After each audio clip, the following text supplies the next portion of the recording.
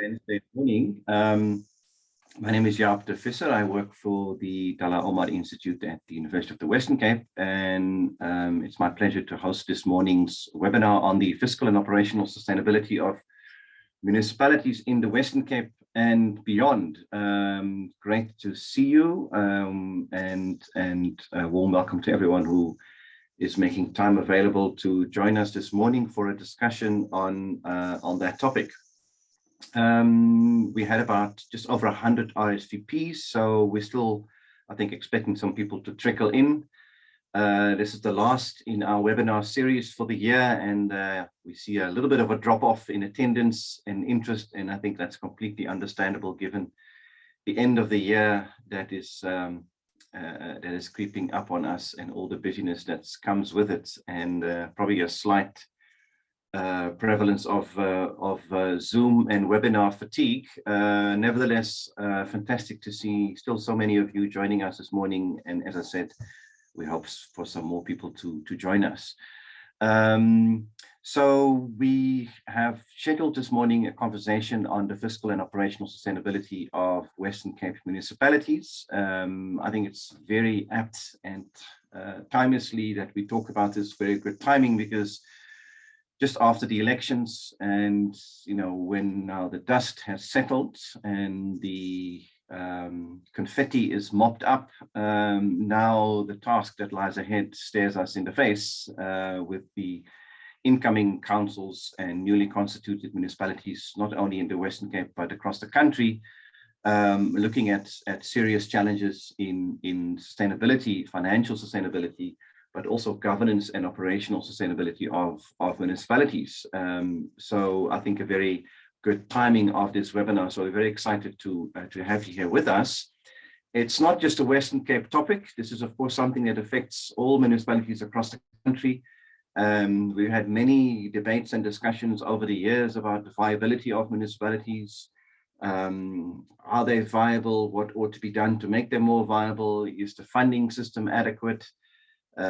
Some pretty wild discussions also about merging municipalities in order to create viability by changing boundaries. We've gone through lots of different iterations of debates about the sustainability of municipalities, particularly in the long run, and given the vast changes in the context that local government operates in. So a great topic all around, and we're very excited to do this in partnership with the Hanns Seidel Foundation and the School for Public Leadership at Stellenbosch University. I think a very effective partnership between the three organizations, and we're very privileged to have Professor Ajam sharing the results of the study that she led with her colleagues with us this morning in conversation with Garth Pretorius, a chartered accountant whom I'll introduce to you a little bit later. So fantastic to have both of you in the room.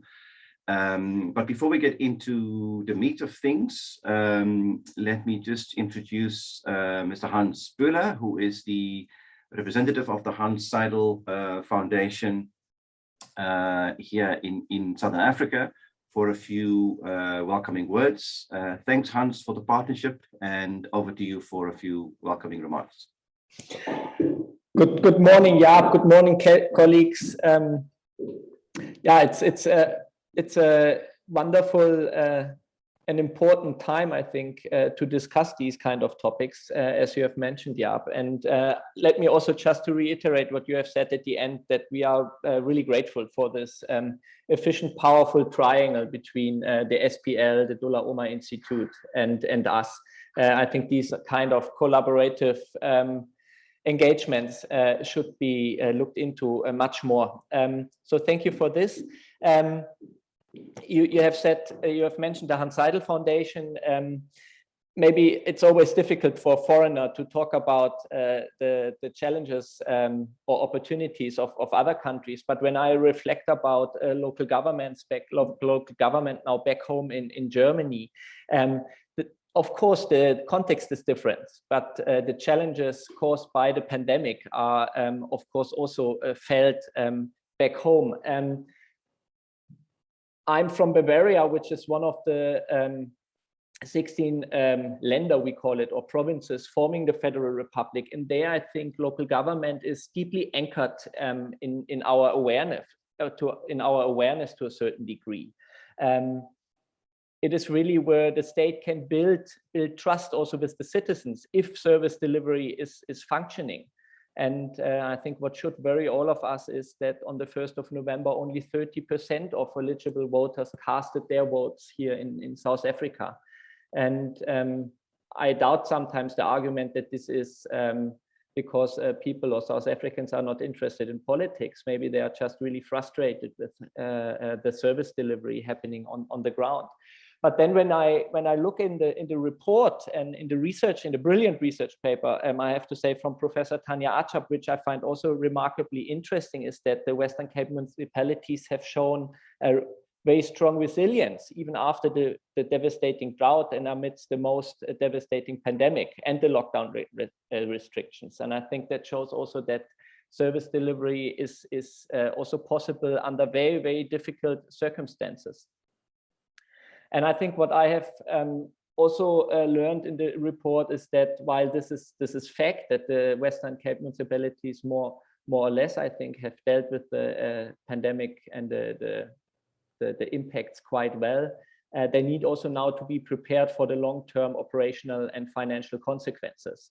And this report gives very key recommendations, practical recommendations. And I truly hope that this research and the corresponding fact sheets, which I believe will be also shared here in the group and which should be distributed to many practitioners and decision makers on the ground, in my opinion, that this research will in a way also enable a discussion around those key issues in the future.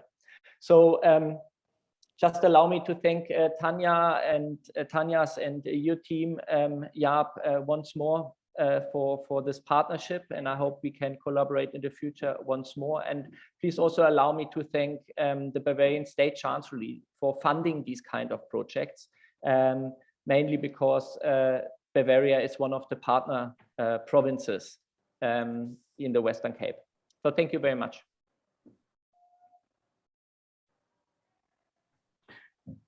Fantastic. Thank you so much, Hanns. Sorry, my connection dropped for a few seconds, but thank you so much for those warm, welcoming words and encouraging comments about the work that we do and the partnership that we have.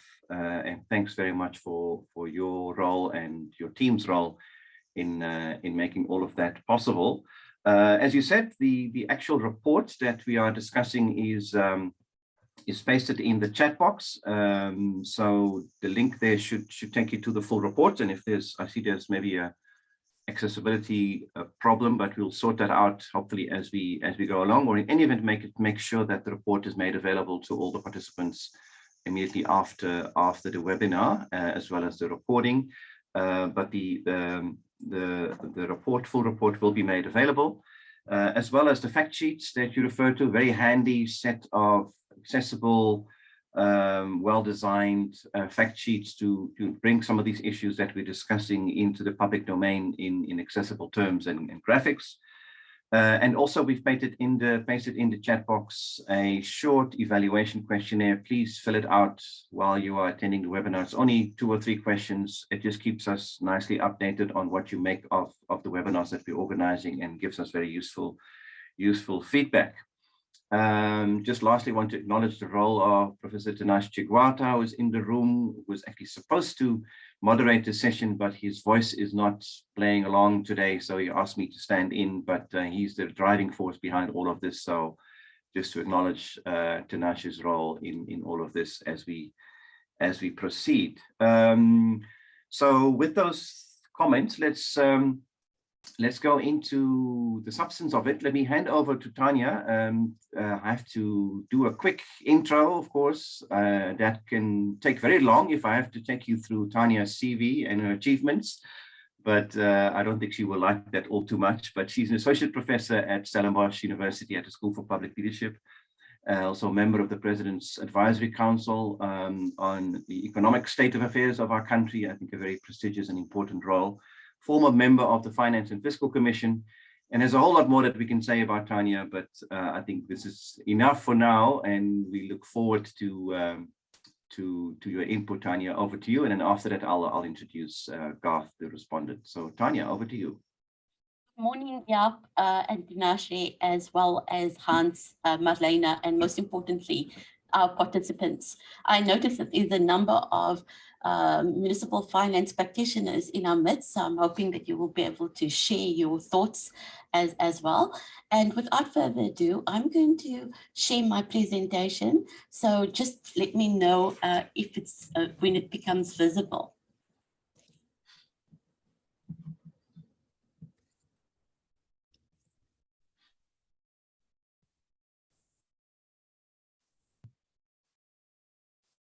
Yeah, we see it, Tanya. Okay, great, perfect.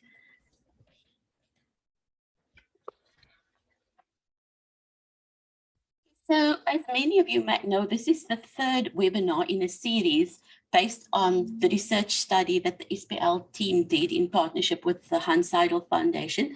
The first one looked at the local government fiscal framework and the local government equitable share and the type of long-term structural changes that have happened there.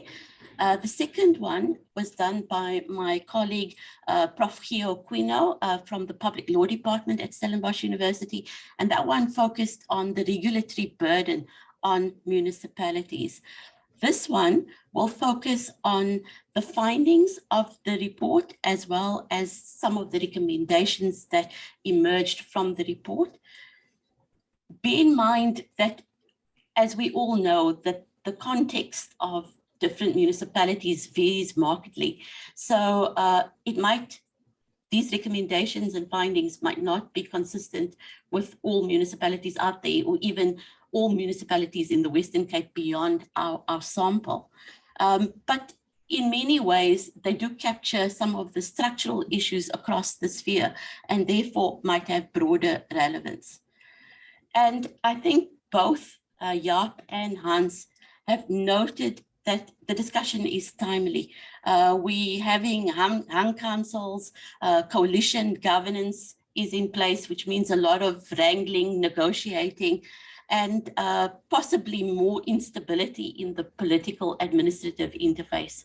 And what we know from past experience is that when the relationships between councils and politicians and the administration is unstable, that has an immediate impact on municipal finance. In fact, it's one of the leading indicators of poor performance. And I think Hanns also mentioned the low voter turnout and consequences for legitimacy of local government that it will have to deal with as well. As we noted, there are a number of challenges which are structural confronting this sphere, the declining growth rate in the country as a whole, load shedding, rising unemployment. I don't know if you saw the quarterly labor force survey results, but they're quite scary. About 660,000 more people are not employed, since the last quarter. And all of these operational and governance factors are intertwined with the financial, and we can't really separate them in South Africa. If you look at our study, the main finding was that there was a greater degree of resilience in the Western Cape municipalities that we sampled than what we expected. But despite that, there are still concerns about long-term sustainability. And I think that this was even before the Omicron variant was discovered. And obviously that will have an impact on our findings. In terms of our sample, we looked at 8 local municipalities, 2 large ones, Stellenbosch, Drakenstein, 3 medium ones, Bergrivier, Hisaqua, and Swartland, and 3 small ones, Swellendam, Kannaland, and Laingsburg. And we also looked at 3 district municipalities, Central Karoo, West Coast, and Cape Winelands, and 1 metro, which is the city of Cape Town, which we're not going to be discussing in this particular session.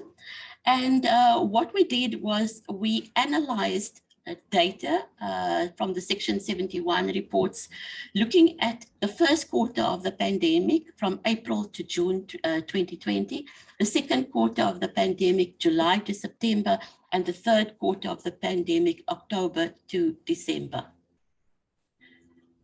Our definition of fiscal sustainability is, can the municipality sustain its current spending and revenue policies while delivering on its mandate and meeting its financial obligations without a threat of insolvency or default on its obligations?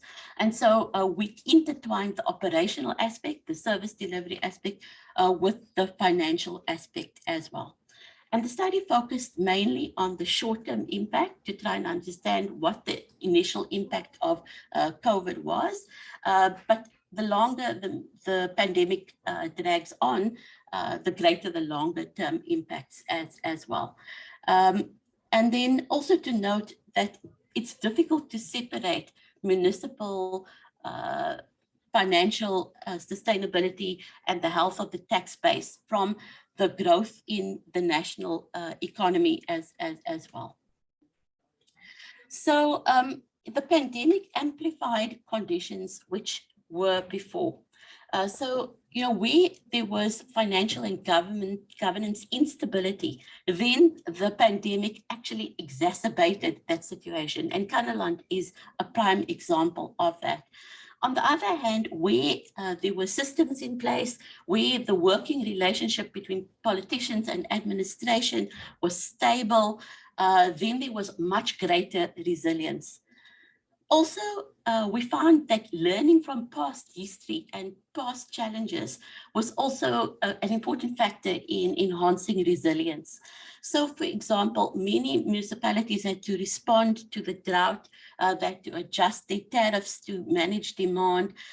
They were already thinking about work from home arrangements, especially you know, like the city of Cape Town, for instance. And so these challenges and thinking around them also fed into building resilience. One of the questions that my colleagues asked is, what makes you sustainable in spite of all the sustainability challenges that were revealed so far? And the answer that we got is that municipalities that were more resilient engaged in long-term financial planning. They were active in data collection. We'll see that when the pandemic hit, those municipalities that had up-to-date customer databases, that had cell phone records, could use email or SMSs to bill their clients. Those with outdated data, you know, were not able to do that. Financial modeling, trying to make the right capital investments to remain sustainable and grow the local economy.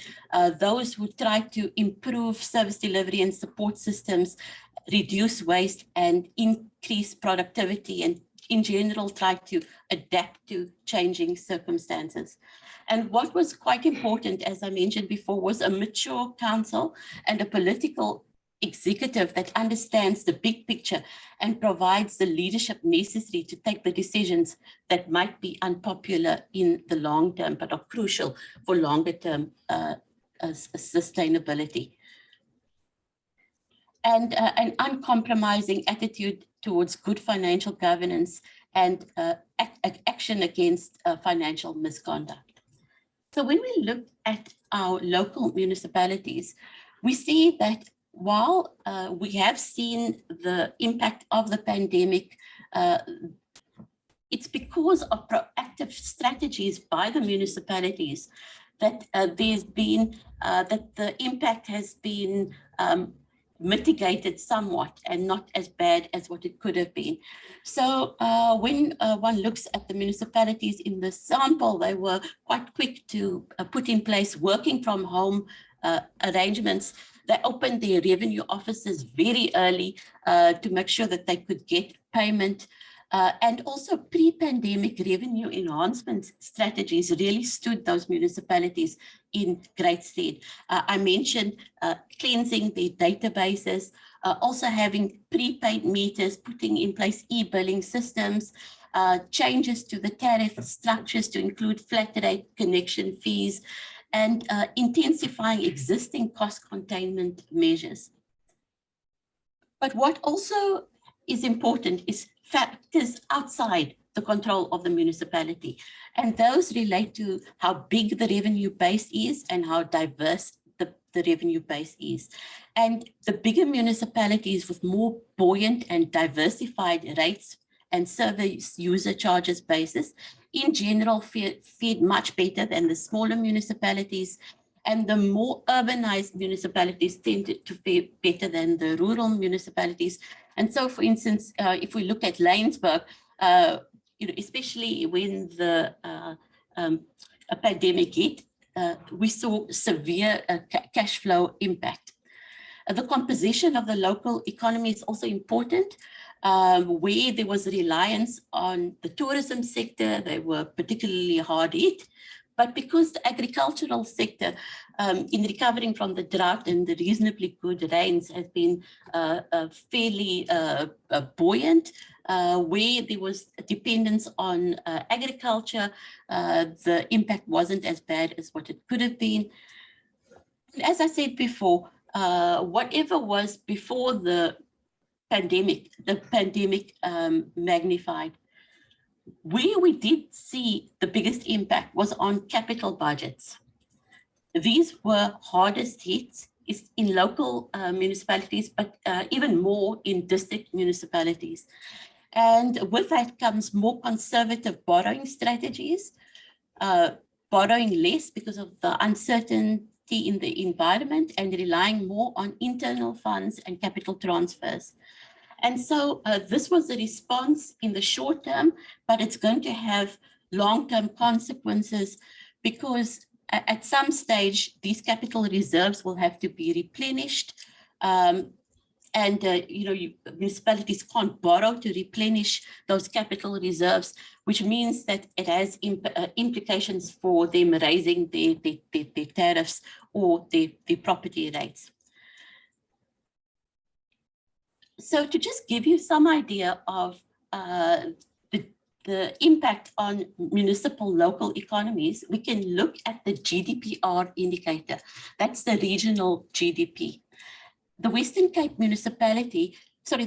Treasury, in its 2020 Municipal Economic Review and Outlook, provided some interesting statistics on what were the growth rates before the pandemic, and then what is expected in 2021. So in this table, we have the municipalities that were in our sample ranged from the biggest to the smallest. So the biggest ones are Drakenstein and Stellenbosch, and Laingsburg and Kannaland would be the smallest. And if you look at the first two columns, those show the growth rate between 2014 and 2018, and then 2019. So those would be pre-pandemic. And then for 2020 and 2021, those would be when the pandemic was in force. So if you look at a municipality like Hessequa, for instance, you'll see that the growth rate was actually pretty sluggish even before the pandemic. So in the period 2014 to 2018, it was 1.4%. Just before the pandemic, it was contracting by 0.2%. So it's a very lack of growth there.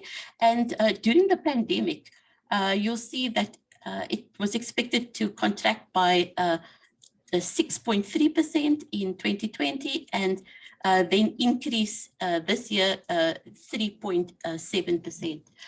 Whereas if you look at a larger municipality like Stellenbosch with a more diversified base, you'll see that the average growth 2014 to 2018 was also 1.4%, but at least they had a very low growth rate before 2019 well, in 2019 before the pandemic, but still that's virtually no growth. But in 2020 and 2021, the economies are expected to rebound. So obviously these factors have very little to do with the municipality itself. But it shows that some tax bases are more buoyant than others, and smaller, more rural municipalities probably have the least buoyant tax bases. When we analyzed the different types of rates and user charges, we found that the smaller own revenue charges were hardest hit. So for example, when you look at traffic fines, penalties, licenses, rental of municipal properties, etc., those were virtually decimated by the pandemic. But your water, electricity, user charges, sanitation, those actually remained quite stable, and those comprised the bulk contribution of revenue sources for the municipalities in our sample. And we found that long-term sustainability factors were actually more threatening than COVID in the near term, although this could change as the pandemic drags on. So things like increases in the cost of employment of personnel, increases in bulk services relative to the changes in the local government equitable share, which erodes electricity surpluses as a result of NERSA decisions. Those type of factors were actually exercising more of a negative impact on municipal finances than the pandemic per se, up until December 2020. It could have changed since then, but that was our finding at that time. And so the pandemic itself also increased costs for municipalities. You know, there was increased cost of PPE, personal protection equipment, and sanitizer, etc.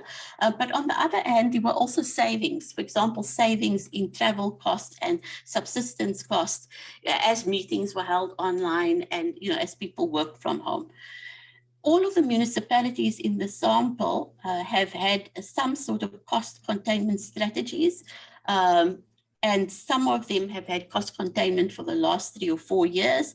And many of them are actually cutting costs to the bone already. So really, if costs are cut further, it will impact on service delivery. And really only personnel budgets have significant scope for further cuts or further savings. For most of the local municipalities in the sample, the growth of 3 basic service costs and subsidized revenue costs of the MTF is projected at below the growth rate of the equitable share grant, right? Okay, so this indicates that the increasing needs are not going to be fully met by the local government equitable share grants increase. Also, the assumptions about increases in indigent households might be underestimates where targeting criteria have not been tightened. So when we look at these municipalities, they are only projecting relatively small increases in indigent households. But if you look at the movements in unemployment, it suggests that the actual increase in indigent households might be greater than what municipalities are projecting. There was also significantly increased reporting compliance during the pandemic on municipalities by the National Treasury, Auditor General, etc. And the transition to MSCO was seen as a challenge for low capacity municipalities in the sample, and the high capacity municipalities in the sample didn't see it as adding much value, with perceptions of insufficient support by local capacity municipalities. So they didn't feel that they received as much support as they would have wanted in order to bed down that particular reform.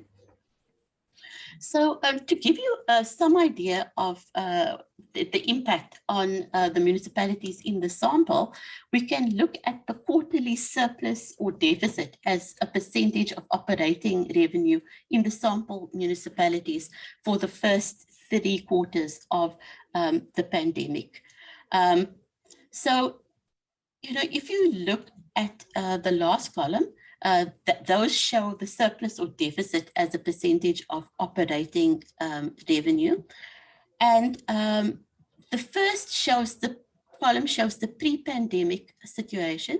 And then we see the first quarter of the pandemic, the second quarter of the pandemic, and the third quarter of the pandemic. So what we'll see is that when we look at a municipality like Yesagwa, you immediately see a deficit as a percentage of operating revenue of 54%.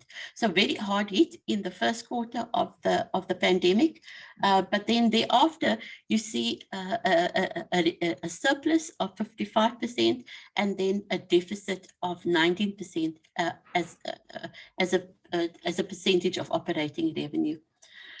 So you can see that this smaller municipality is relatively hard hit.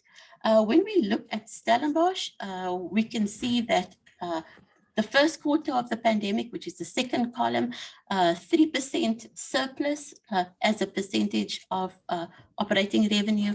It goes up to 41% surplus in the second quarter of the pandemic.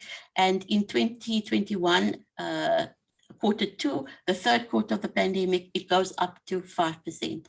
So, you know, when you look at these figures, it's certainly not as bad as it could have been for some of the bigger municipalities. When you look at the smaller municipalities, as I said, you can see that they were harder hit. Laingsburg, operating deficit of 34%, swinging into 33% in the second quarter of the pandemic, and 3% deficit in the third quarter of the pandemic. We can also compare this quarter to the previous quarter lost in the previous year to see what were changes year on year. And what we'll see is in Stellenbosch, the changes were 11%, 3%, and 7%. So, you know, at least you see positive changes there. And when you look at Laingsburg, you can see that in the first quarter of the pandemic, even though it was an operating deficit, it's still a 25% increase over the previous year.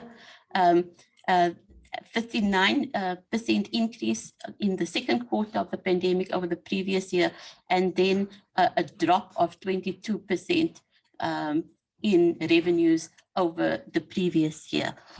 So you can see that while revenues increased, it didn't increase as much as cost increase.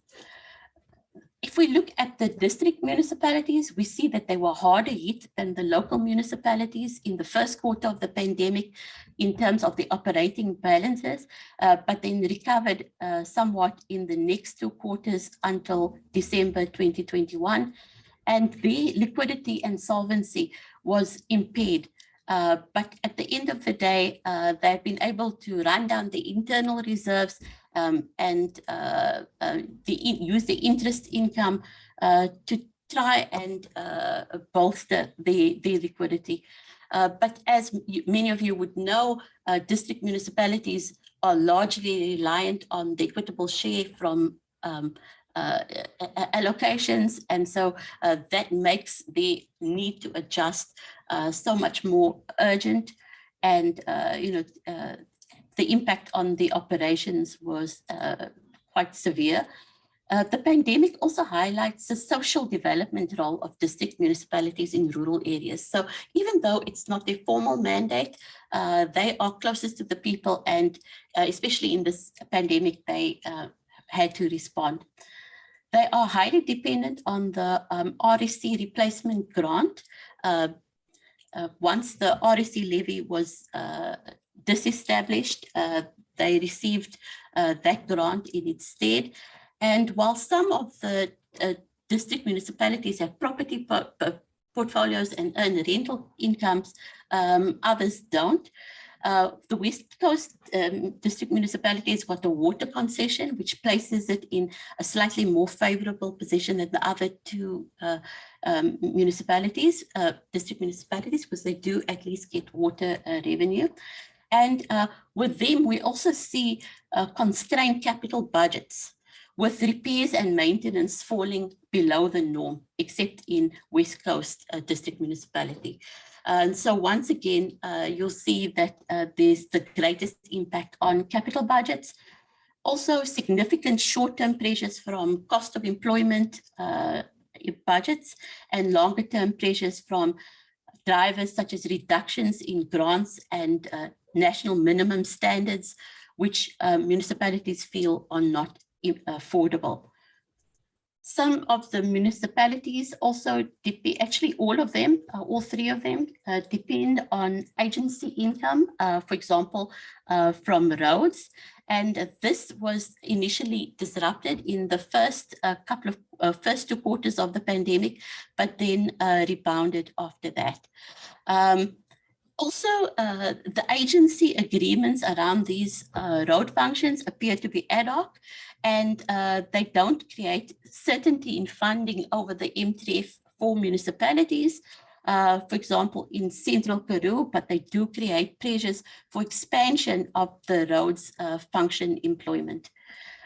Districts typically don't borrow to finance infrastructure, so gearing is not an important issue for them. Once again, we can look at the surplus and deficit as a percentage of operating revenue. In the quarter before the pandemic, and then the 3 quarters of the pandemic that we studied.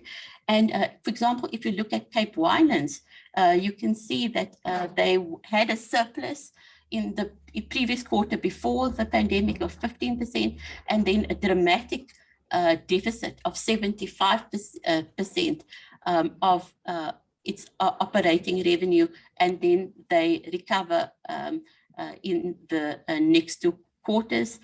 We see the same sort of pattern in Central Karoo, but not as pronounced.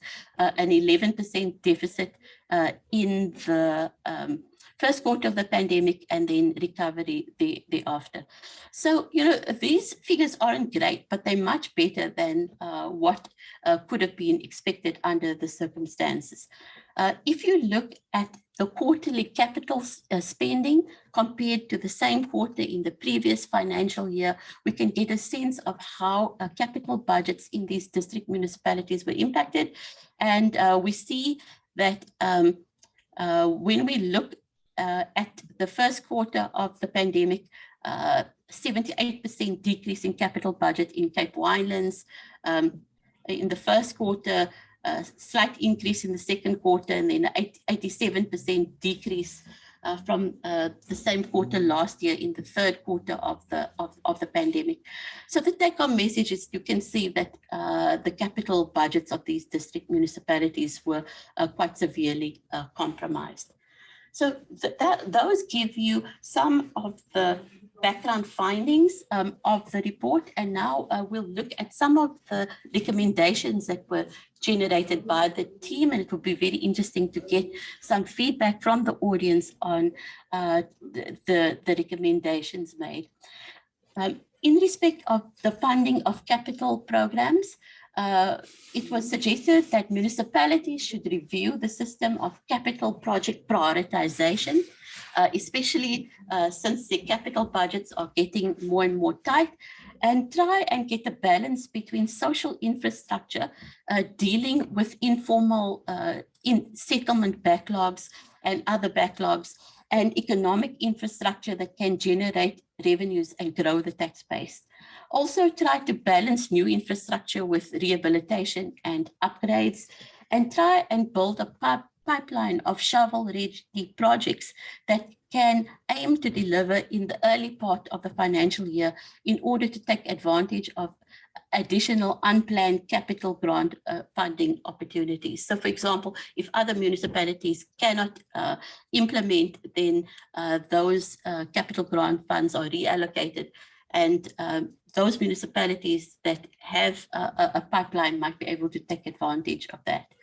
They should also build up the internal reserves to help finance their capital expenditure and finance borrowing once the pandemic has ended. This is very, very difficult to do because it has implications for tariff setting. And there's a very real trade-off between affordability and sustainability. You can't increase your tariffs too much because then they're going to become unaffordable, especially in an environment where there's significant job losses. Then there are also innovative lending arrangements such as green bonds and concession financing from the World Bank's Climate Investment Fund. The City of Cape Town has already taken advantage of green bonds and is scaling up its current small-scale embedded generation program, which could be a basis for tradable renewable certification schemes, which could establish a market for both renewable energy and tradable energy, green energy certificates.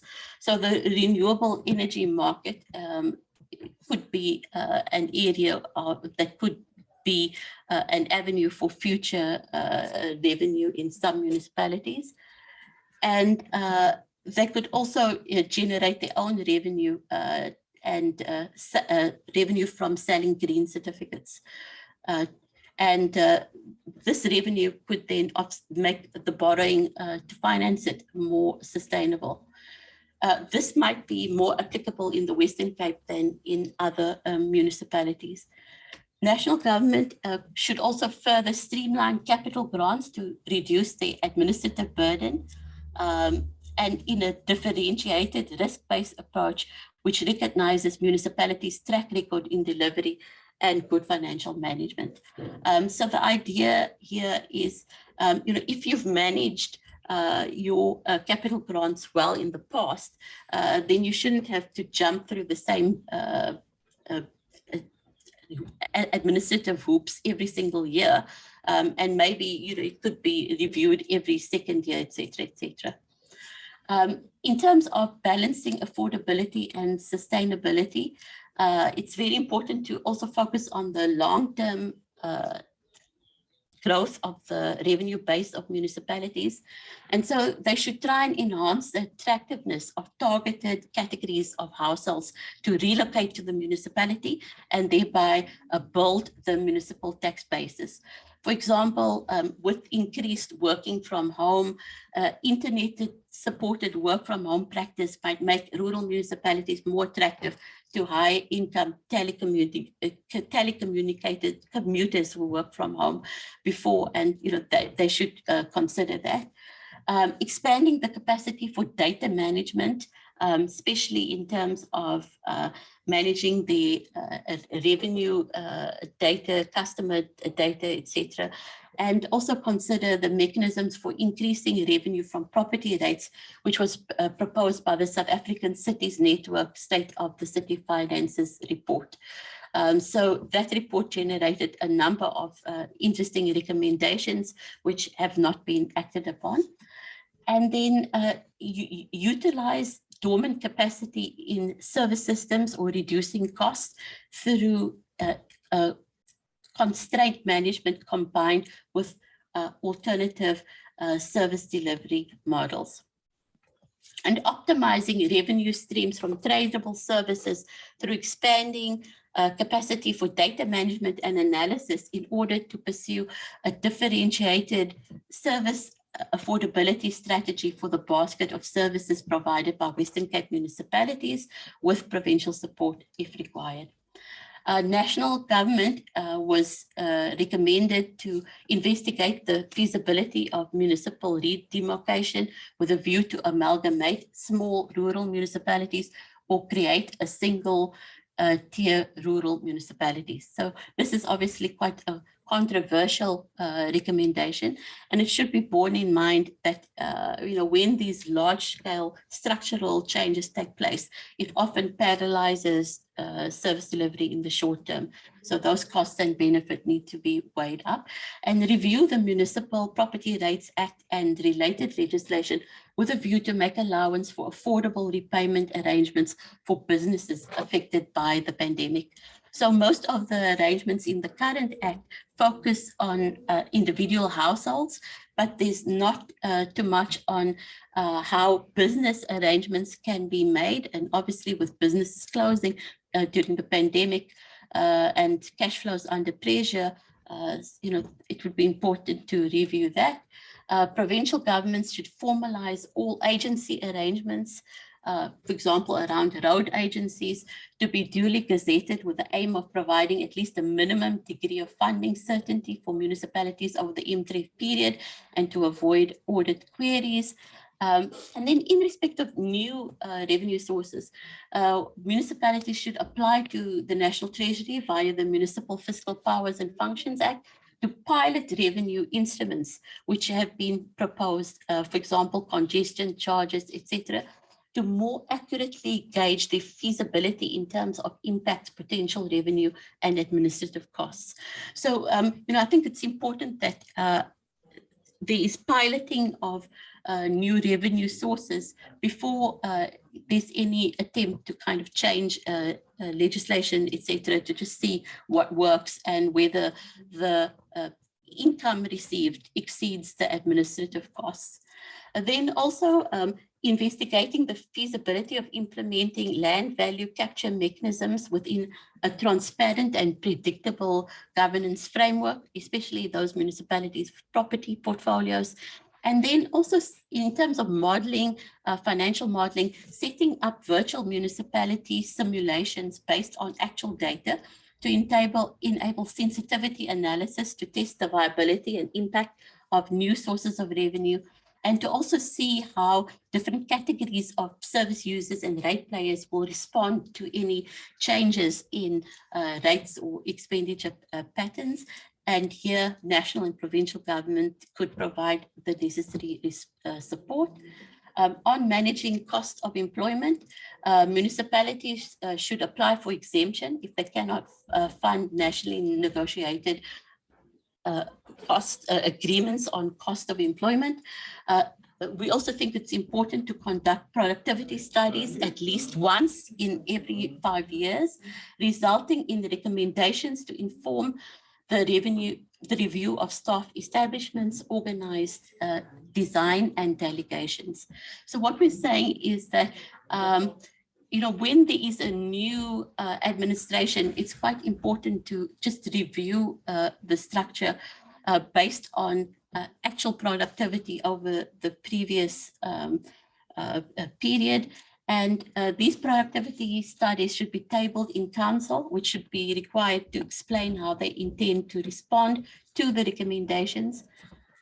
Municipalities should also consider developing good practice productivity benchmarks for municipalities as a whole and for individual services to make sure that they balance administrative and core delivery spending.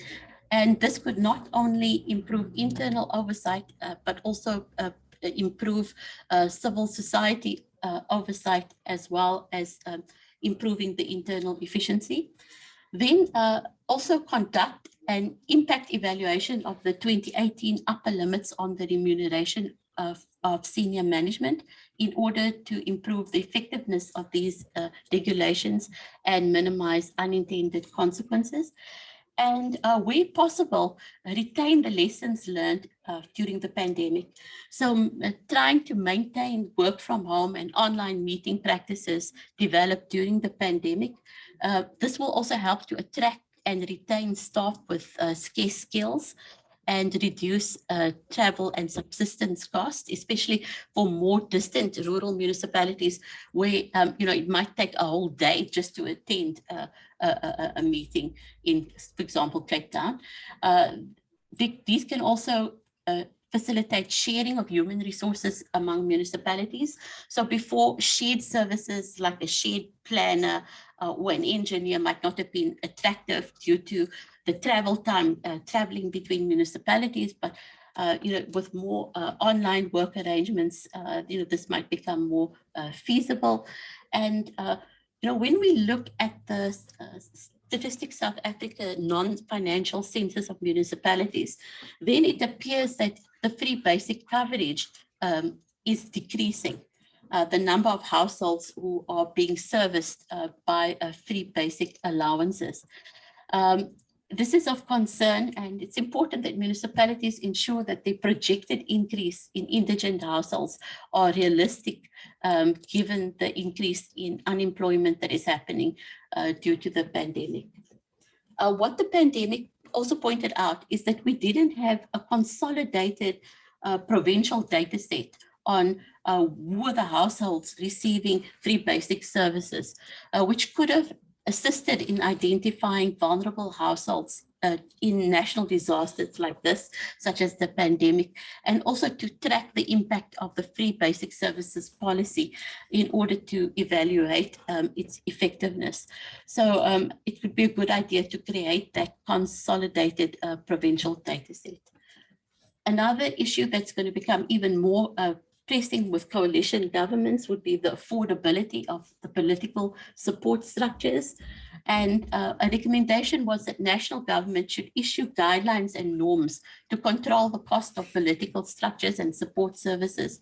And if this doesn't work, as a last resort, consider prescripts where those that are excessive, those municipalities that have excessive political support structures compared to their own revenue, population size, and other benchmarks, are given prescripts to guide their decisions. Public-private partnerships should also be considered where appropriate and sustainable. They're not the answer to everything. They're not always appropriate. But where appropriate, there should be concerted effort to remove or reduce regulatory impediments to public-private partnerships. The process is quite long and administratively intensive. This is something that National Treasury is working on, and hopefully that will be finalized soon. Implement national reform for strengthening consequences for council, the political executive, and the senior management when there is service delivery failure. Okay, right now there appear to be very few consequences. To institutionalize outcomes evaluation at municipal level, to provide capacity, including grant funding for feasibility studies for successfully configuring a PPP as a viable option. So the municipalities could benefit from it, often don't have the funding or the skills to be able to package their PPP properly. And so this sort of capacity provision could be quite useful. It's also important when a project, for example, building a new dam, could benefit multiple municipalities. So that whole packaging capacity is quite important. And then also creating a community of practice and a safe space for small sandbox type controlled experiments on PPPs to jointly develop innovative solutions. Bringing together highly experienced local government practitioners, sector professionals, legal experts, and researchers, local and provincial government, the regional offices of national departments, SOEs, and research institutions. So we in South Africa don't do enough piloting, enough experiments, and this is an approach that has worked very well in other countries. Just to reiterate the point that the local government equitable share is not expected to grow very markedly between 2021, 22, and 2023, 24. It's only expected to grow by 2.3%. That's not even keeping pace with inflation. However, the increase in local government is still increasing a bit faster than the other national and provincial resources, but still not keeping pace with the needs and the backlogs out there. If you look at the percentage that of the national revenue that local government receives, it's about 9% of the pool of nationally collected revenues, and it's only expected to increase to 9.7% of the pool in 22-23. So not a lot of support expected from national government. And then finally, to conclude, I think that municipalities are critical for inclusive economic recovery. The services that they produce are not only important for equity, but also for creating an environment for investment. However, further funding from the national fiscus is unlikely to be increased substantially over the medium term, especially if one looks at the medium term budget policy statements, yet cost pressures are going to be increasing quite substantially, cost of employment, the cost of bulk services, etc. And it appears as if the predicament of municipalities is not understood at national level, or whether national government has got other priorities, for example, basic income grants. But hard trade-offs will have to be made, and it remains to be seen whether those trade-offs will be made, but a very hard choices confronting municipalities. So that concludes my input, and I look forward to hearing Garth Pretorius's input, as a very seasoned practitioner in the field. I think, as Jaap mentioned, the full report will be made available. There are also local government bulletins and fact sheets that more succinctly capture some of the key points. So what I'll do now is I will just unshare my screen.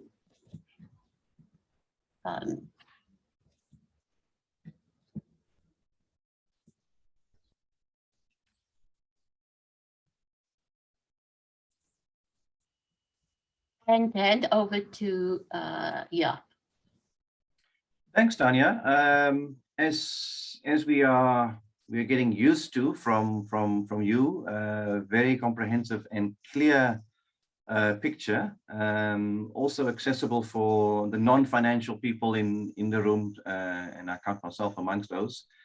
So thank you very much. I think that was excellent and really clear, and yeah, presents, I think, a mixed bag in terms of the impact of COVID-19 on Western Cape municipalities. Clearly shows the resilience of most municipalities, but also some obviously some negative impacts. And I think the point that you make is very much looking at the longer term sustainability questions. I think I was struck by what you explained about the unrealistic projection of indigent populations. That is a factor. The wage bill that is to some extent not controlled by municipalities, but on the other hand, they do control very significant aspects of it in terms of staff count in municipalities and the staff establishment.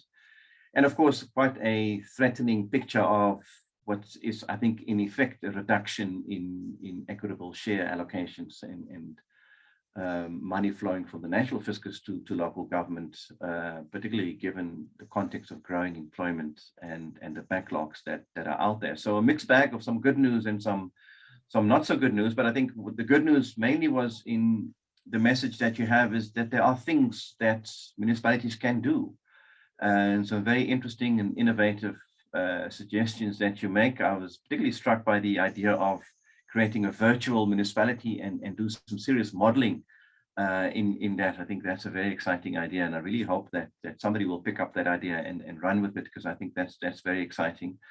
And of course, many other things that you suggest, and also there are things that national government must do in order to increase the sustainability of municipalities in the long run. So thanks very much for that input.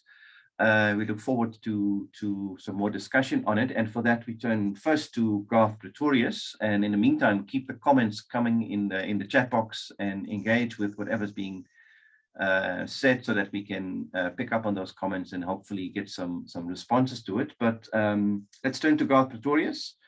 quick introduction.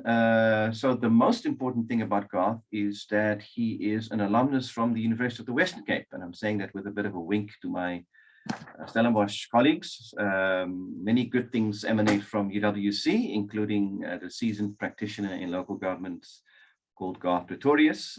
He's the founder of GPA Consulting and Training that does excellent work in the field of local government in the Western Cape and beyond. And the least important thing about Garth is that we once had a very interesting conversation in front of a furniture store. Together with my wife, we ran into Garth and we had a very interesting conversation in front of a furniture store. I don't know whether he still remembers, but I do. So he is, as Tanya indicated, a seasoned practitioner, chartered accountant, and has worked with a lot of municipalities in the Western Cape. Yeah, Garth, we really look forward to your views on the presentation that Tanya has shared. Over to you.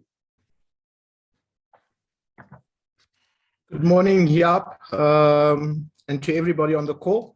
I definitely remember that conversation. It was quite an interesting one. It was around about this time of the year.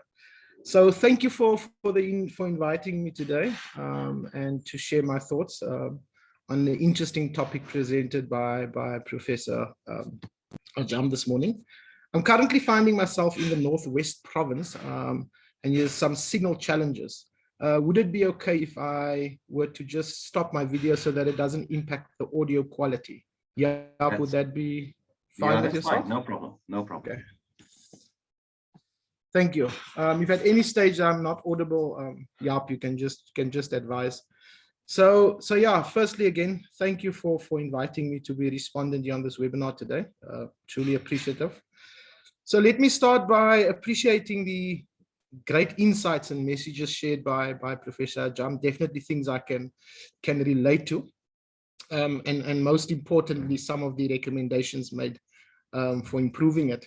And those are the kind of things that I would like us to unpack today, because I think we find ourselves in a very difficult time, and we can use this to get to the other side greater and more united, and with a greater or more sound economy specifically for local government. So undoubtedly, the downward pressures on the economy has increased.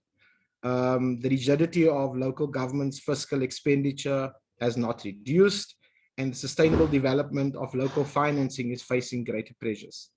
We're facing a great contradiction post the COVID-19 pandemic, or we're still basically in the pandemic, with the stressed local government finances, which has intensified.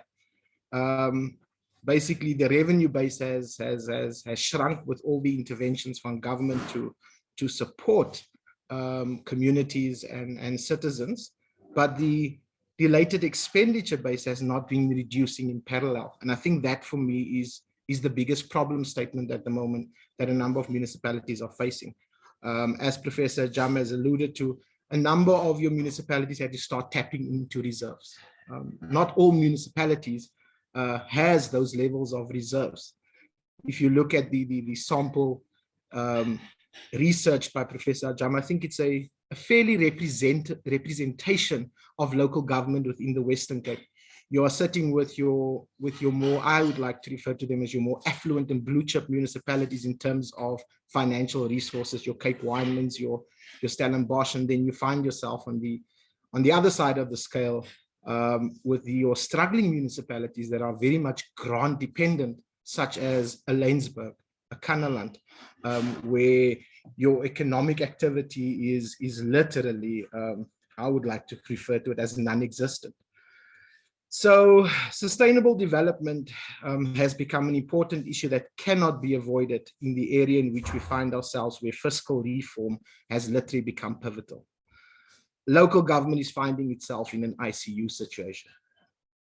So two of the angles that Professor Ajam has presented on today, I would like to respond on. And the one is transfer payments and intergovernmental fiscal relationships. I saw a question that popped up earlier on, a statement around the triple Ps, and I think that for me is where the intergovernmental fiscal relationship also becomes important. So before I respond on those two areas, I want to appreciate the notion by Professor Ajam on the varying municipal context and we cannot generalize. It's definitely not a one size fits all. And that's the bulk and the crux of what I see on a day-to-day basis with my clients and those that I serve. So in responding to the aspect of it's not a one size fits all, with this being said, sustainable, operational, and fiscal reform needs to take effect. We need to start basketing or categorizing our municipalities when responding. And when responding depends for me on what we're putting in place, and more importantly, how we respond. Because I think we've seen, and I think in South Africa, we come up with brilliant concepts and brilliant solutions, but it's always the implementation that's lacking. And therefore we're finding ourselves in a situation like we're finding ourselves now. So when we respond in terms of the type of mechanisms or solutions or reforms that needs to be taken into account, I sort of want to categorize it into three groups. Firstly, for me, it's the ones facing deterioration on the local fiscal situation or the rise of debt levels. So there's a need for initiative to reduce expenditure and to control the scale of debt to improve the situation. So we need to start looking at those municipalities. And I think for me, a Drakensberg is a typical example of a municipality that is sitting in what do they call it, a mini metro? But the rising level of debt is concerning. Then your second one, there's a need for more attention to efficiency and fiscal fund utilization and the virtuous cycle of finance in itself. So we need to start categorizing municipalities. Then lastly, sustainable development of finances, which includes fiscal support for sustainability in the areas of economic, social, and cultural reform to drive those sustainability elements within in that specific local demarcation. That speaks to basically in terms of how we need to start positioning and what solutions and reforms we take away. But most importantly, and this is where I've seen many solutions fall flat or many interventions, is basically how we respond. And municipalities has varying maturity levels, which is sometimes not considered. And those various maturity levels for me depends on the maturity in relation to the municipalities' governance, the institutionalized practices, the skills and capability deficits that exist.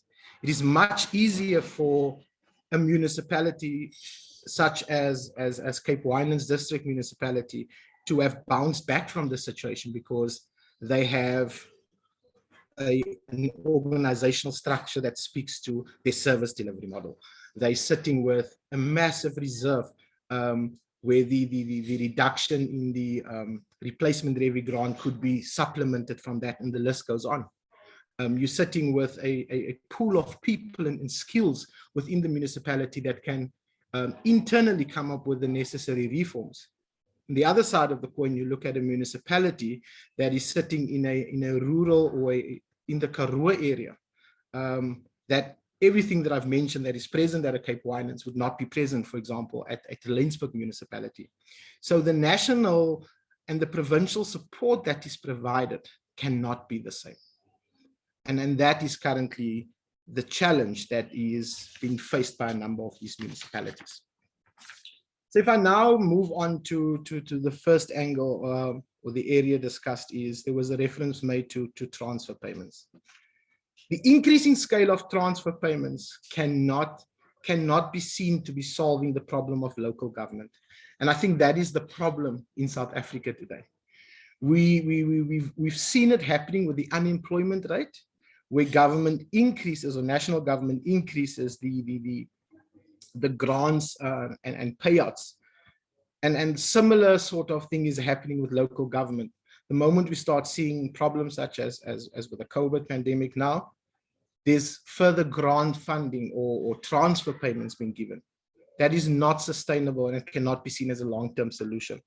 With the increasing downward pressure on the economy, the demand for local governments for transfer payments has further increased. And then there becomes a level of dependency. If I look at Lensburg, they're very much grant funded and very much dependent. What does that do? They not moving forward in terms of looking at possible revenue enhancement initiatives. At the same time, with the increasing downward pressure on the economy, the developed areas, the main source of transfer payments, are facing uncertain economic growth, as Professor Ajam has alluded to. So the sustainability of transfer payments is confronted with certain challenges. If you look at our global counterparts, countries all over the world, shows that when government at the higher levels fills fiscal gaps through transfer payments, there's a moral haphazard that sort of happens. The problem, they typically refer to it as a public pool that stems from a mismatch between the cost and the benefit of the public expenditure. I've seen it with grant funding. The entities are starting, they generally overspend the moment when it comes to those sort of things. It becomes a compliance exercise. The money needs to be spent, so you're not necessarily going to spend it in the best possible way or employ the money in the best possible way. It's going to be a matter of fiscal dumping happening, just so that you can utilize that funds. So therefore, whether in theory or in reality, although transfer payments can fill a fiscal gap and enhance equalization of local financial resources to a certain extent, it also suppresses the efforts of its local finances, which is not conducive to strengthening the autonomy of local finance, which is given through the MFMA. So it does not help to cure the problem or the lack of the local financial resources, which is currently sitting there. In the second area that I would like to respond on, which was also touched on in the presentation to an extent, was the intergovernmental fiscal relationships. Relatively prominent problem in the fiscal relationship between the three spheres of government is the asymmetry of the administrative and the fiscal powers. And we can again see that with the level of grant funding and the roles that is being played. Local government has undertaken a lot of administrative powers, but no corresponding fiscal powers. While the national and provincial government has fiscal powers, but has not taken on the administrative powers. So it's important for us, when we want to solve this problem of sustainable development for local government, is to build a stable system of financial resources, powers, and expenditure responsibilities across all three spheres of government. I think Professor Ajam in the end alluded to it, that national government is possibly not really understanding the challenges because at the local government level. And the reality of it is the success of the administration is depending on the services that's being delivered by local government. So yeah, so before I conclude, I want to reflect on Stellenbosch municipality. I've had encounters with most of the municipalities that was part of the research pool, but Stellenbosch municipality is one of those areas that stands out for me. It's situated in the Karoo. The municipality is not self-sustainable at all. If I reflect on the tariff structures, I think it was last updated 5 or 6 or 7 years ago, if not longer. Their free basic services or the level of indigence is rising because of the unemployment rate, and there's no real economy to provide a source of income. And the municipality has not really embarked on any form of reform in the area of revenue enhancement. When you start speaking to municipalities, and it's not just Stellenbosch, but I've seen it with them, is when you engage with them on revenue enhancement, they start thinking data cleansing. Yes, which is a form of making sure that your base is correct that you're working from. But what are those other means of attracting another source of income into the area? How am I going to start making sure that the private sector starts contributing at the right tariffs? Because currently the private sector aspect that is present in the municipal demarcated area is still being billed at an old rate. Or an outdated rate that's not necessarily providing the necessary financial resources into the municipality. And what impact does that have?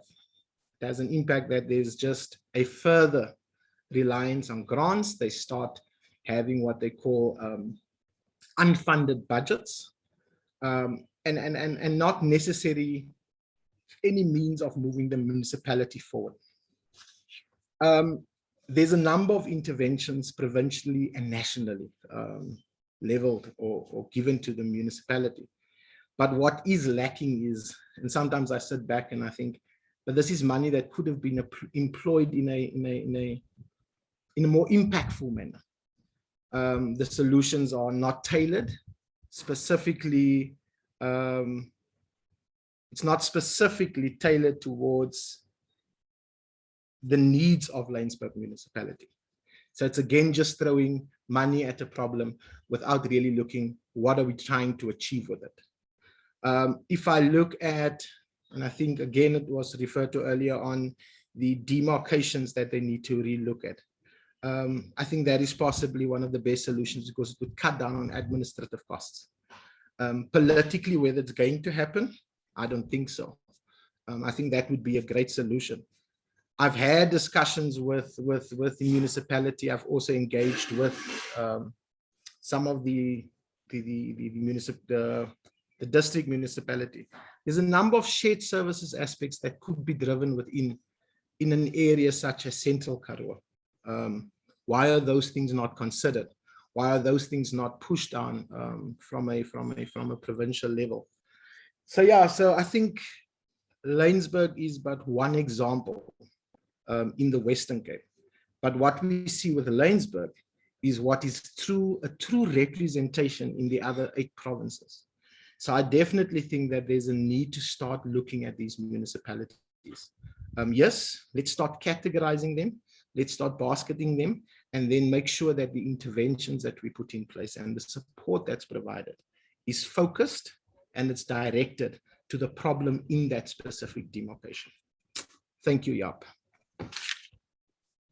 Thank you so much, Garth. That came through loud and clear. Thank you so much for that excellent input. Yeah, I think a very clear message that you send across, that we must look within municipalities, and you make a very strong point about the moral hazard of grant dependency, and give some very clear examples of how a revenue enhancement can benefit even the rural municipalities, of which we often say, well, you know, they're not viable, they can't rely on their own resources, they're not self-sustainable, and even there, I think you point out there are possibilities.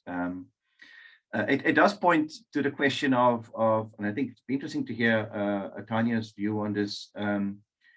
The question that's often posed in the context of local government is who funds entitlements that are essentially created by national government. You know, obviously the free basic services is a clear example. It's a policy adopted by the national government, which comes with funding through the form of the equitable share. But who in the end is responsible for funding entitlements that national government decides on, and particularly when it squeezes the grant tap at the same time as increasing entitlements. But I think the point that you make about own revenue, I think, is absolutely critical, and that we avoid the moral hazard of municipalities simply holding up a bigger hand to national government and becoming more and more reliant on grant funding, while there are so many other initiatives that can be pursued. I see a lot of questions and comments also coming through in the chat box. But I think it would be nice to first go to Tanya and just hear from her, maybe her first response to Garth's input, and then we turn to the chat box and the other questions. Tanya? I just want to fully endorse what Grant was saying. I do think that there are incentive impacts, model has it built into the intergovernmental system. But I think that we haven't been brutally honest about what the fiscal capacity of municipalities are, right? So I distinguish between fiscal capacity and fiscal effort. Fiscal capacity is the maximum possible that you could get given maximum fiscal effort. Fiscal effort is just like, are you actually billing? Are you utilizing that capacity, right? And often we confuse them. So when we look at a municipality like Stellenbosch, it could be that both is happening. They have low fiscal capacity and they have low fiscal effort, right? But in such a case, even if they were to enough revenues to deal with the escalating cost of the personnel or the bulk services, etc., etc. So, I think that there is something structurally broken in the local government fiscal framework. It's not, while there are problems with individual municipalities, optimizing the existing revenues, I don't deny that. But when I look at the sample that we looked at in the Western Cape, by and large, they are faring pretty well, many of them in optimizing their revenues. And this highlights, the role of the structural problems which are in the system, which need to be resolved. In terms of your national entitlement, for me, it's very clear. If national creates an entitlement, national must fund, right? The problem with national government is that they pretend to fund while they create new entitlements. So they created a new entitlements to fee-free higher education, but are they fully funding that? Well, I don't see that, right? They'll probably go and create more entitlements, but then not fund them. If you look at basic education, there have been so many court orders on what needs to be funded in terms of the minimum infrastructure at schools, but it hasn't been funded. So the nature of politics is to create entitlements on paper and then not funding.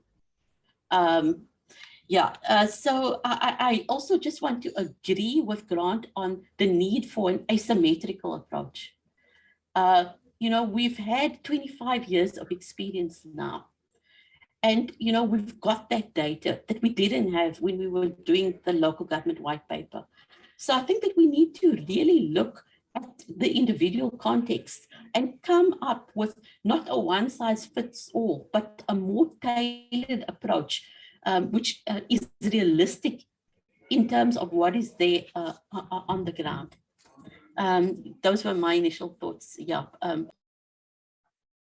Great, thanks, Tanya. So looking through the comments, I think a lot of agreement with the issues that have been put across. The issue of amalgamations keeps coming up. I think Tanya, you raised it, and Garth also brought it in. So it'll be interesting to hear some more views on that. I'm a bit of a skeptic. I've become a skeptic over the years, and I'll make no secret of it. I don't think amalgamations in the long run produce more viability. The whole point of 0 plus 0 plus 0 is not 1, but it's still 0. I think is there. But more importantly, I've become a bit skeptical of the ability of amalgamations to really follow through on cost reduction, because once the amalgamation is a fact, once the demarcation board has decided, it is up to unions and employers to negotiate what actually happens with the staff complement. And usually what comes out of that is not a reduction, but actually sometimes even an increase in spending, because no union will allow the municipality to get away with employees, his wages being reduced or employees being redundant. So it's a tough process that doesn't always result, or often does not result, in actual cost reduction. But nevertheless, I think it's a very clear option on the table. I think a lot of comments on the in the sphere of consolidating, streamlining, and capacity building. I was struck by the comment made by the Deputy Minister of Cooperative Governance, former President of SALGA, saying, why is it that a GOGO must apply to SASSA for receiving that benefit and goes through all the hoops to apply to SASSA for her old age grants, and then when it comes to the indigent register, she needs to go through a whole different set of hoops to essentially receive a very similar entitlement, which is based on the same principle. Can't we integrate that in a way that makes it much more, let's say, consumer friendly, but also I think increases the predictability and the efficiency of that system? I think this is one example of how streamlining and operational efficiency could play a role. And I think some very important comments made also on the yeah, the big question of our political structures. Courtney Sampson raising, shouldn't we look at political restructuring before administrative restructuring? And Tanya, you made the point about the impact of these very uncertain and murky coalition arrangements. What will that do to municipalities' eagerness to appoint all kinds of shady political advisors whose role remains uncertain, and actually put a cost on the municipality? And Mr. Albertus making the point about the cost of political office to municipalities has increased dramatically. I think those are examples of that political question, even though one could ask the question whether those are really the big costs that drive the massive sustainability issues. Nevertheless, they are important. So I think some very critical points coming across. Is there anyone who wants to take the floor? We have a bit of time. If anyone wants to come in and make a brief input or ask a question of one of our panelists, feel free to do so. I'm particularly looking at the people that have pointed questions in the chat. If you want to sort of elaborate on the points that you made, feel free to do so. I see one hand, Professor Gio, over to you. Thank you very much. So I'm quite interested. There's been a lot of talk also in the chat around, institutional amalgamation versus different types of collaboration. I think for me, that's an interesting notion. And as I've said in the chat, I'm certainly in favor of thinking more about collaborative forms of working as opposed to just a knee-jerk institutional amalgamation, which I agree with you.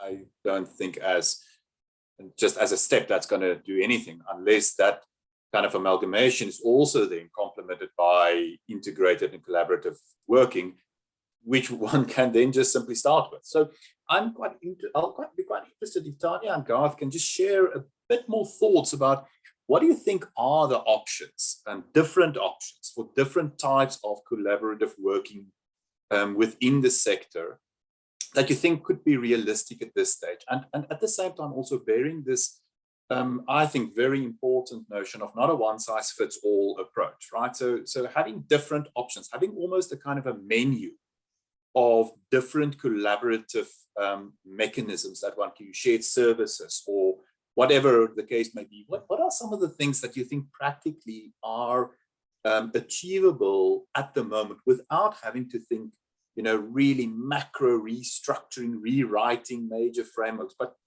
on the ground at the moment, what do you think could be realistically done? What could a group of municipalities or 2 or 3 municipalities do to address some of these pressures they're facing by way of collaborative thinking? And I'll be very interested to hear if there are some practical thoughts around that, Tanya and Garth. Thank you very much. Thank you, Gio. Much appreciated. And we'll put the question to the panel. Let's take a few so that we can go back to the panel after that. Zolani, over to you. Thanks a lot, Prof, and good morning to everyone. Good morning, Prof. Ajam. I think for me, Prof, it's more a couple of comments, specifically along key issues that you've raised in your presentation.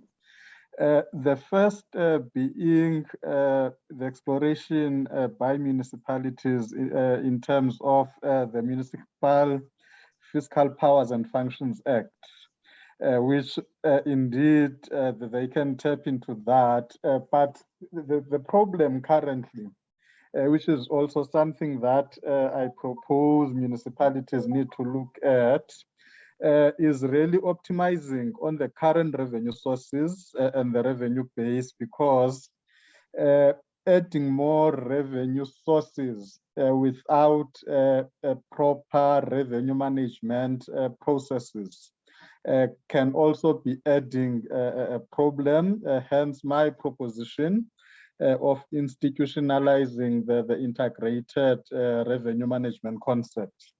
The second one is on the point you made, specifically around these agency agreements that need to really be formalized, because In most municipalities, the issue of unfunded or underfunded mandates is real. It also adds to unfunded budgets, which then calls for, I believe, for even provincial treasury, specifically in the context of the Western Cape.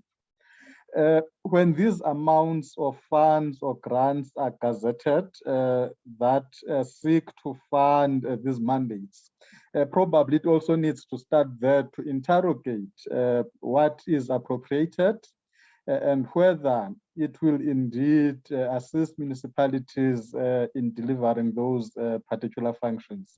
I think those things are critical, and those were just my inputs, Prof. Thanks a lot.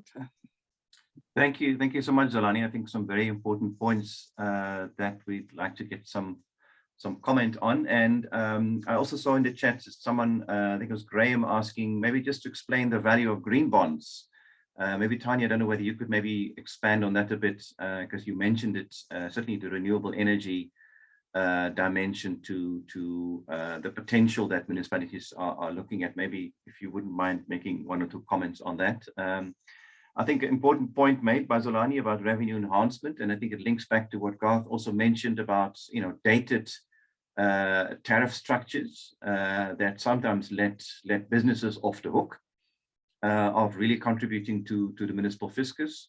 But it's a nuanced picture, because at the same time, Tanya mentioned, you know, sometimes there's also a lack of flexibility in, for example, the property rating system to actually, when it's really needed, to let businesses off the hook a little bit, certainly in light of the COVID pandemic. So I think that calls for a bit of a nuanced approach, and would be great to get the insights from the panel on that. Is there anyone else who wants to make an input before I hand back to Tanya and Garth? I'm looking at my screen to see if there's any hands up. Courtney Sampson, I don't want to put you on the spot, but you made a very interesting point about the political structure, whether it is affordable. And I know you, of probably of all people in this room, know the most about the political structure in municipalities in the Western Cape, because you've been overseeing the election for I don't know how many years. So would you mind elaborating on the point that you made?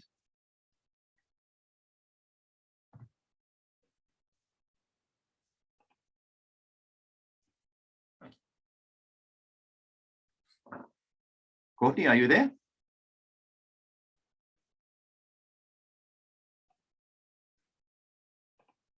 It seems that Courtney is not hearing us, so that's fine. Let's go back to the panel. Tanya, you want to go first and maybe respond to some of the. I am here. Yeah. There we go, Courtney. Yes, sorry, man. I know I'm putting you on the spot, but I'd really like to hear your views on the point that you made about the political structure needing a review. Yeah, look, I mean, we've been inundated with, you know, all the talk about coalitions and stuff.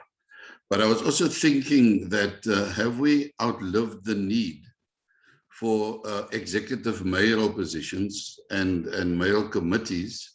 The intention of it was to give political direction at the time when we needed it most. Lots of things have changed in the meantime. And I wonder whether, in fact, the kind of stress and also the tension that one has very often in local municipalities between political leadership and the administration, the whole governance issue, is still worth having, and whether it's still affordable.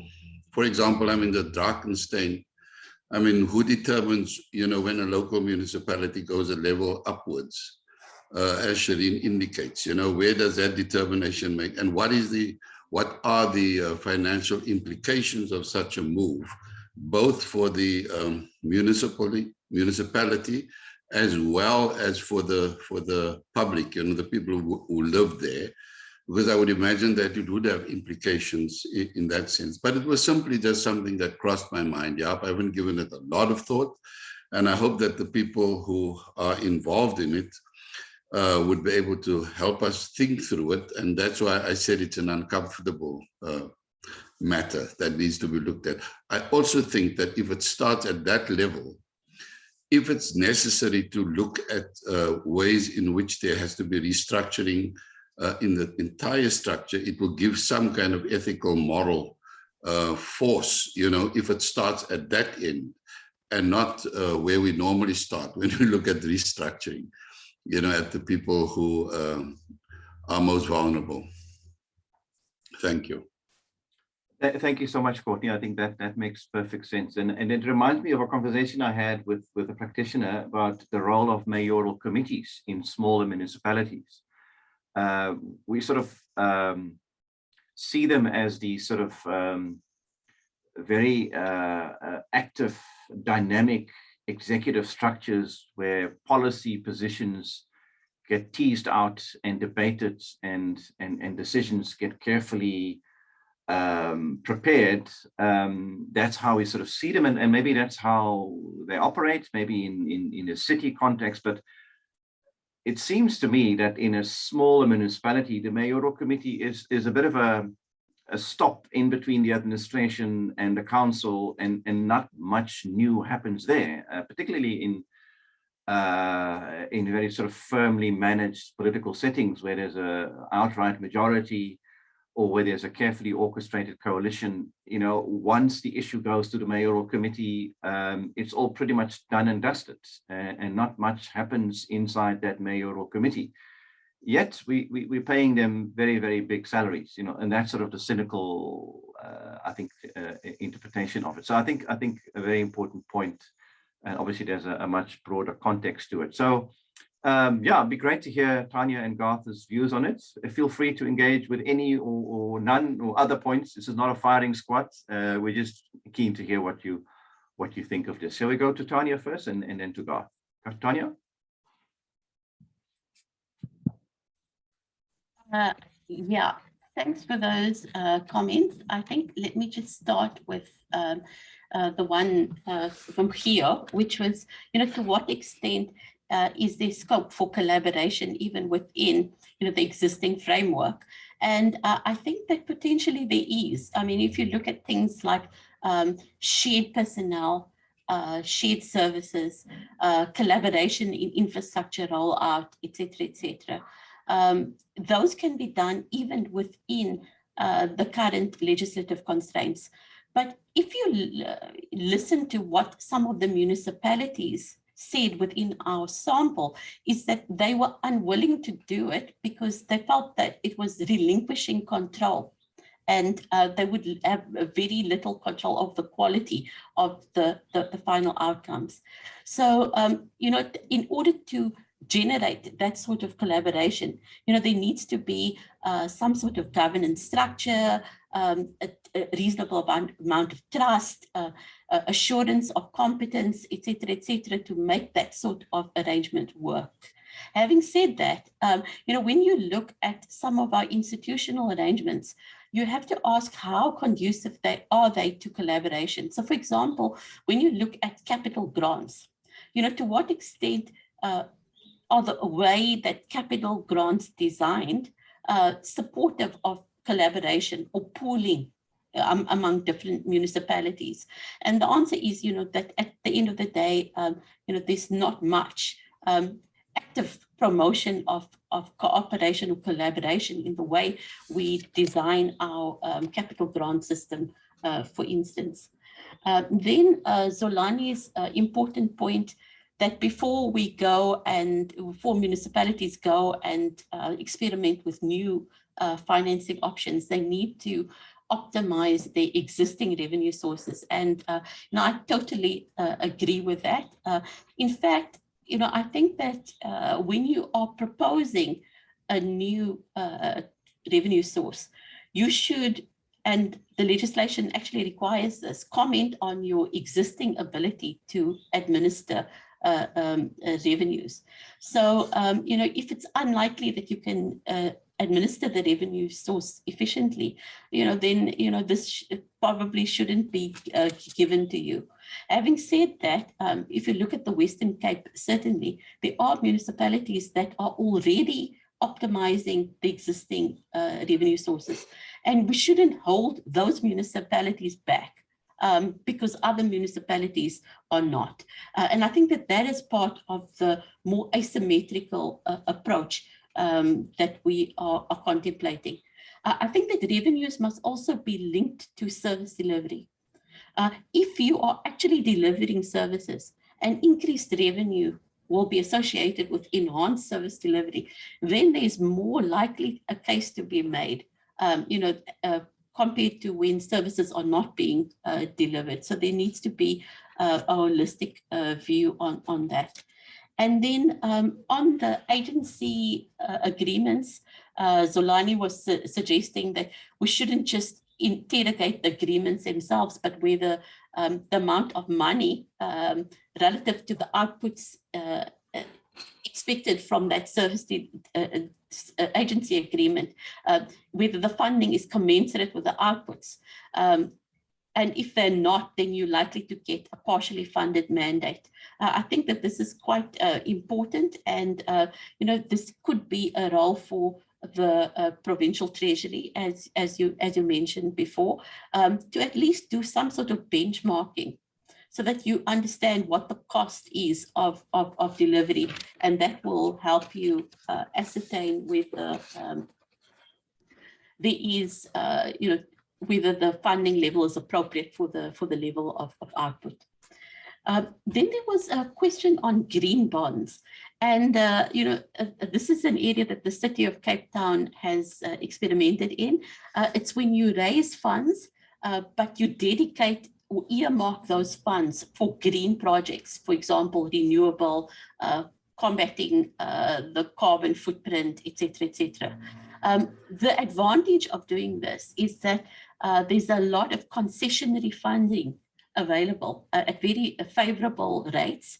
And you can actually tap into this funding. So not only multilateral organizations like the World Bank, etc., African Development Bank, but you can also look at individual pension funds, and individual asset managers are now dedicating a portion of their portfolio to what they call ESG, environmental sustainability and governance investments. And so you can actually secure funding at lower rates because it is specifically linked to positive climate change outcomes. And this would be part of the investor's social responsibility. So that's an area that could be looked at. I think on the issue of the political structures, my opinion is that we actually need to just review the entire system. So I'm not saying that we should knee-jerk go into amalgamations or look, but we can actually just look at all the different options on the table, especially with district municipalities. I think that they really have been hanging in the air, without our own revenue source. There was a process started by the then DPLG in 2008, which was going to review the whole system. That process went nowhere. So I think that looking at past experience, is basically well overdue. What I want to do now is also just to come back to some of the comments in the chat box. And Albertus Joubert made the point that the biggest problem in Laingsburg was traffic fines. And that triggered another thought in my mind.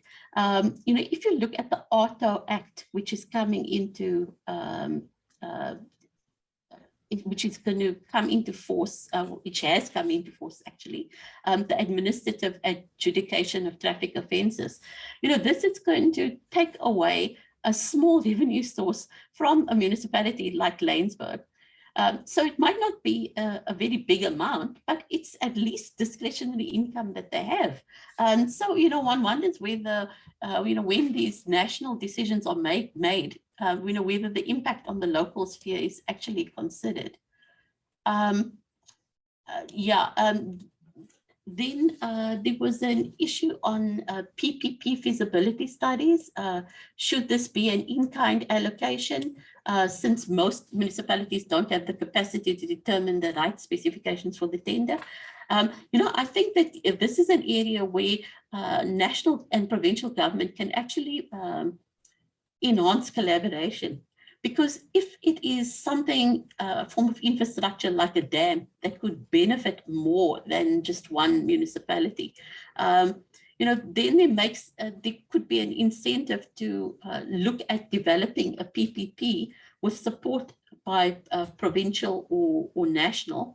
But I think that it's not only important to provide support in framing the PPP, but just also build capacity for managing that PPP afterwards. Because remember that PPP is quite a long-term obligation, and the private sector provider also needs to be monitored to make sure that they conform to the agreements in the initial PPP. So it's not just initiating the PPP, but also managing it effectively and making sure that the risks which were originally supposed to be transferred are actually transferred. Then there was the issue of, Albertus also made the point about that he would employ the best labor law experts so that 10% of the staff can be dismissed.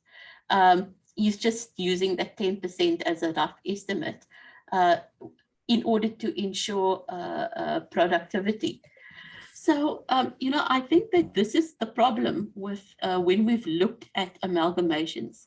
It's been left on a case-by-case basis, and it's been assumed that if you just on paper amalgamate the jurisdictions, that will automatically translate into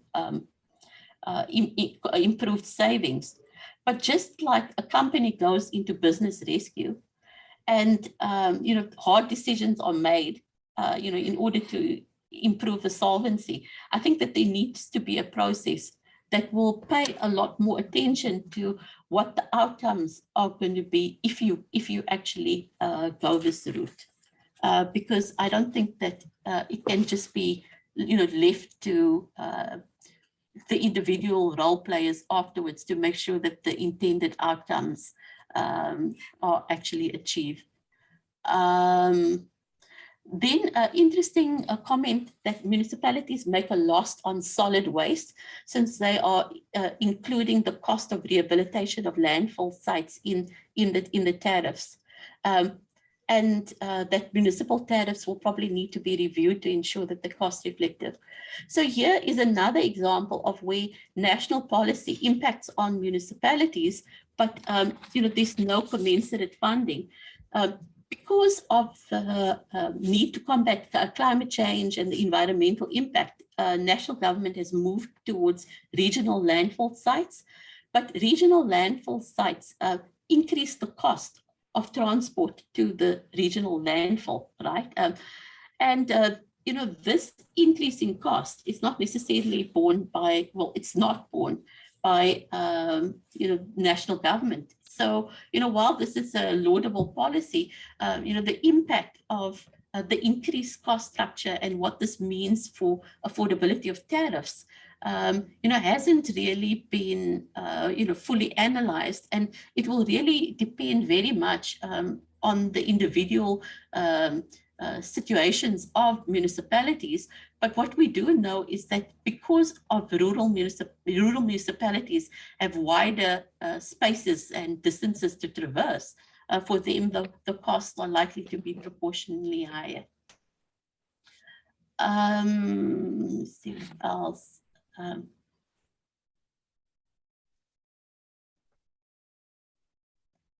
Yes, there's a whole issue of entertainment expenses, allowances, etc., etc. We really need to have a look at that, because we have this strange situation where the people in the municipality are actually suffering. But if you look at the wage dates being and the benefits being accrued to the political and administrative structures in that municipality, it seems in some cases are disproportionate. Yeah, a suggestion on alternative political systems would be a good topic. Yeah, maybe you can pursue that. Yeah, I think that we need to take into consideration that we have experience now. You know, when we designed these systems, it was designed on the basis of theory. But now we understand how these governance systems are likely to play out. And so, you know, maybe we should be reviewing them in the light of actual practice. With that, let me hand over to you, Jaap, again. Thank you, Tanya. I've got one or two thoughts on the issue of political systems and also the issue of unfunded mandates, but I want to hold back and first give the floor back to Garth, because we really want to hear from him again. So Garth, have you got any points that you want to bring in on the back of what we've discussed so far? Thanks, Jaap. I definitely echo everything Professor Ajama said. What can one say after that? I think she's definitely responded to everything, and I think I share her views. I would just like to add on the aspect of collaboration versus amalgamation. Yes, definitely a number of constraints within the local government space, being the legislative backdrop, the political pressures, as well as the lack of administration and political not really being separate. Supposed to be, but not really. I'm of the view, if you look at the initiative around the joint district approach to bring together the three spheres of government, and if one were to look at district municipalities' relevance being questioned, this is for me a perfect platform for the district municipalities and the district municipal managers to actually step forward and drive that level of collaboration within a specific demarcated area. There's a opportunity for synergy and scale, which is so much needed if we look at the contradiction that I referred to earlier on between revenue and expenditure, which is obviously burdening the fiscus at the moment. So definitely something that the district municipality should be considering more proactively. I know there's a number of talks around, but you're not really seeing it moving forward. So the wording around shared services is being thrown around, but have they really looked at those areas? If I look at the districts at the moment, the landfill site, waste management is an area where the districts could be stepping in. Infrastructure management, another area. And then there's a host of interventions at a number of municipalities around the administrative and the enabling structures of those municipalities where they have interventions and consultants being utilized. Why are they not pooling those things and driving an element of synergy and scale there? There's definitely opportunity for cost saving, as well as improving the maturities of the various municipalities as well. So yeah, so that's what I wanted to add on that aspect. And then lastly, on Zolani's comment around the optimizing the current revenue, definitely agree. I think something that's lacking there is there's a lot of low-hanging fruit. And I've seen the comments coming through here. There's a comment from Albertus around the traffic fines. Those are the sort of direct revenue sources to the municipalities. And because of failure in the administrative processes, those municipalities are losing those sources of revenue. So in addition to that comment, I would say let the municipality start looking at those low-hanging fruits as well to start increasing their revenue basis. Thank you. Thank you, Jaap. Thank you, Garth. So it's very interesting if you look at sort of countries that have very long and established systems of local democracy, and of course, one must always be careful to compare with those countries, but you see that there is a very active and dynamic horizontal collaboration ethic in local government, that municipalities are actually less and less interested in what the national government says and what the national government does, but are more and more interested in collaborating, sharing resources, and innovating together. And I think that's still something that I think local government in South Africa is still a little bit shy about in pursuing horizontal collaboration, and for a moment leave national government where it is and see what you can do through collaborating horizontally.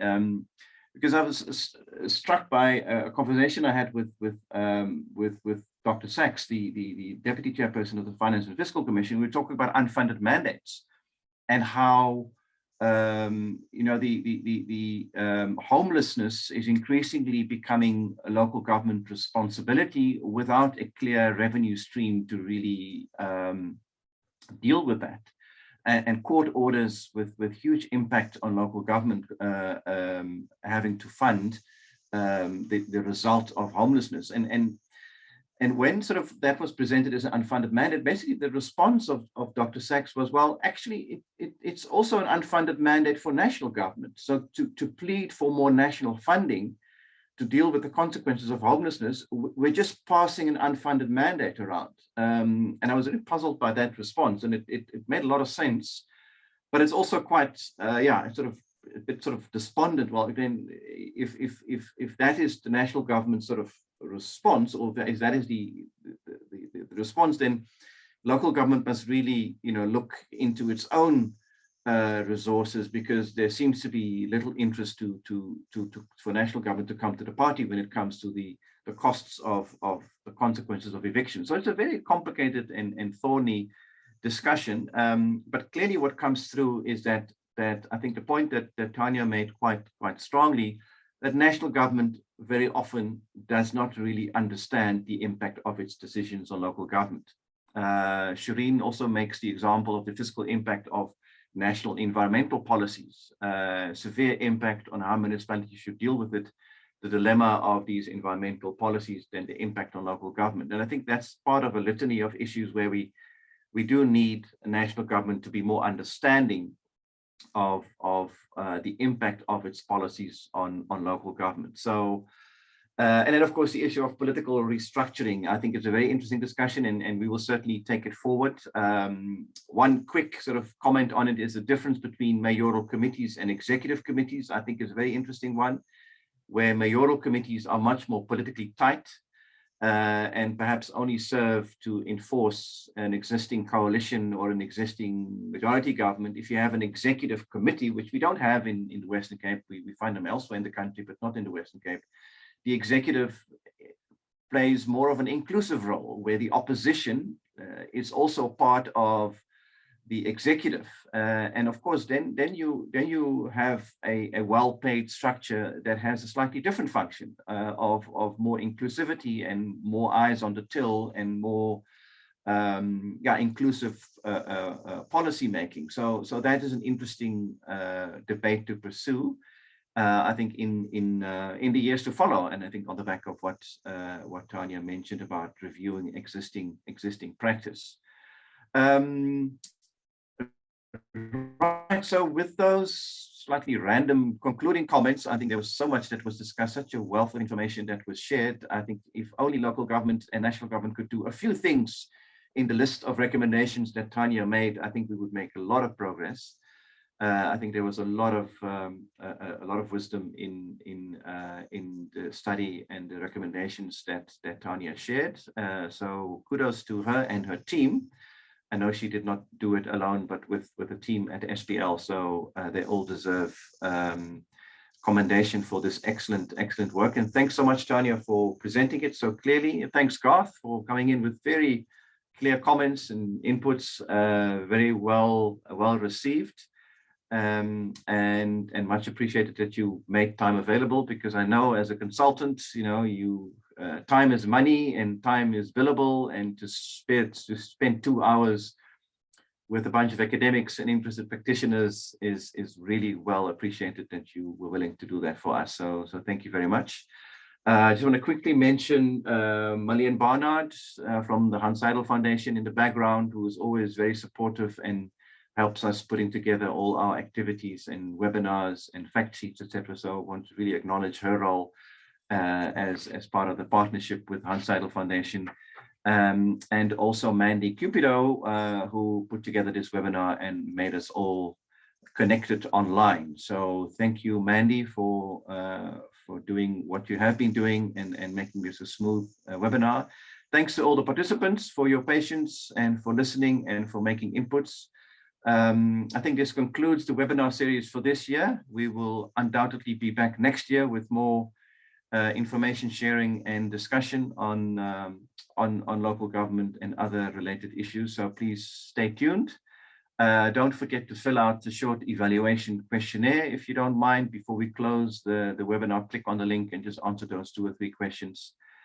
And thanks very much again to everyone.